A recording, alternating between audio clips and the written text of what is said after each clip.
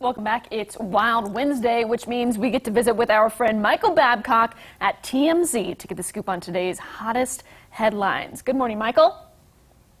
Morning, Kaylee and Jeremy. Thank you for having me. Of course, it's great to see you. We look forward to Wednesdays, and you just made our Wednesday better because there are two adorable cats on your couch. We love you even more now, Michael. It's me, Olive, and Blue with you this morning here. Aww. Was perfect. Cute names too. Cute names, cute cats. So you got a lot of stuff's going on in Hollywood right now.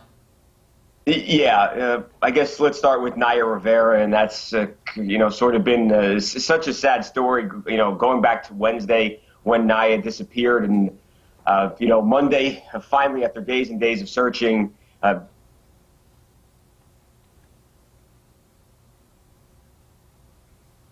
Okay, Michael froze on us. Lizzie, back? The sheriff.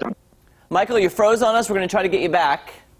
Am I? Oh, I'm sorry. I'm sorry. Okay, so I don't know where I froze. So I was saying, of course, Naya, disappeared Wednesday, and then after days and days of searching, they had helicopters and the sonar equipment and divers out there, 100 people searching at times. They were finally able to find the body of Naya Rivera, who was only 33 years old. And one of the really sad things about this tragic situation was that she had a 4-year-old son, Josie, who she loved so much, and by everyone's account was just her world. And to just think of that little boy who was on the boat with his mom, and she went into the water and never came back, and they found him and he was sleeping on the boat, and it's so heartbreaking. And I think the people who were close to Naya and worked with her on Glee, which obviously was such a smash hit, wanted to do something nice that would help her son and make sure that he has a bright future. And what the creators of Glee have done now is created a college fund for Josie. So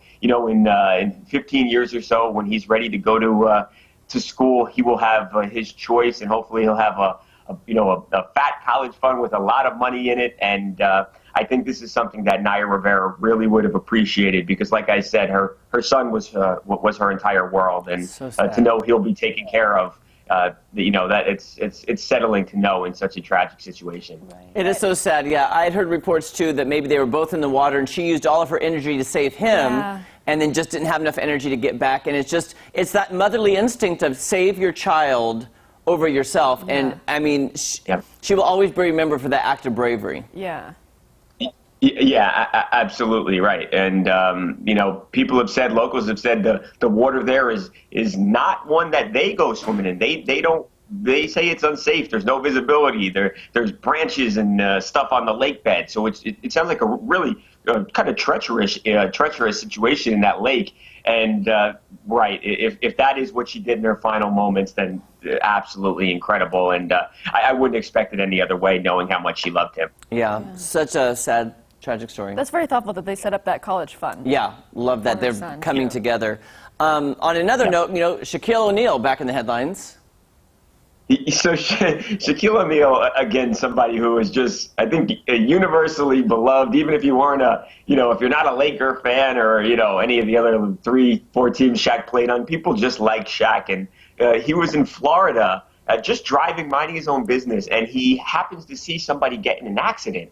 I think a lot of people would probably just keep on going about their way. It didn't look like an overly serious accident where somebody was badly hurt, but that's not Shaquille O'Neal. And he stopped his car and he got out. He made sure that the people who were in the car that crashed were okay. And it was kind of funny when the police roll up on the scene, and we have their dash cam video, and it just looks like the cop is shocked, because the last person you expect to see on the side of the road is Shaquille O'Neal, and Shaq gives him a fist bump, and they both walk over to the person who got in the accident. And it's just really cool. And this is not even the first time that we've seen Shaq do this. I remember a few years back we got some pictures of Shaq who was towering over some guy that he's standing next to on the side of the road, again helping somebody who had gotten into an accident or whose car had broken down. Just a good guy, and Shaq cares about people, and I think a lot of people, especially who were rich and famous, would probably just have continued on, but not Shaquille O'Neal. Right. I mean, maybe not the best circumstances, because no one wants to get in a crash, but right. To get to see Shaq. I would like that. Right, it probably if you're going to have to get in a car accident, it probably makes you feel a little bit better than to see Shaq come to your rescue. Right. And I've heard nothing but good stories about him. Like, he really is a genuinely just good human being and so kind. He does so much work, so much, charity work, helps so many people. Shaquille O'Neal has a good heart, and he made a lot of money. I think, people are fortunate that Shaq has been so successful in life because he's one of those people who does so much good. And, all that money and stuff that he made and the fame, he uses that for positive, and I think we're all fortunate for that. I've also always wondered, what car can Shaq fit in? Right. What is that vehicle? Do they have a special custom make that? Yeah, he does. Like, we've talked to him about this before, how he has to have like the roof, extended in these cars, because when you're 7 feet, 7'1", and 350, maybe even more now, Shaq. It's just not, he's a big man. It's not easy. And I'm so glad he's a nice person, because I wouldn't want to get into a fight with Shaq, that's for sure. Also, something I was shocked at yesterday, Michael, my jaw hit the floor when I saw the breaking news that Tom Bergeron, Erin Andrews, out at Dancing with the Stars, and then I saw you guys post this morning, new host. Yeah, so the new host is Tyra Banks. Tyra Banks is going to be the Dancing with the Stars host. She's also going to be a producer on the show. And what we've been told is, even before Tom Bergeron, I think, was well-liked. He hosted the show for 15 years, and I think, by all accounts, he did a really good job as the host. So, look, we're not sure exactly why, the decision was made to move on from Tom. Erin Andrews wasn't on the show as long, but, again, someone who I think was genuinely liked by the fans of the show. But anyway, we were told that they had been in communication with Tyra Banks for some time here. So this is not a situation like Tom Bergeron was fired and they called Tyra. There were talks that were going on here. Wow. And now Dancing with the Stars has a brand new host in Tyra Banks. And is she flying solo with that hosting gig? Good question.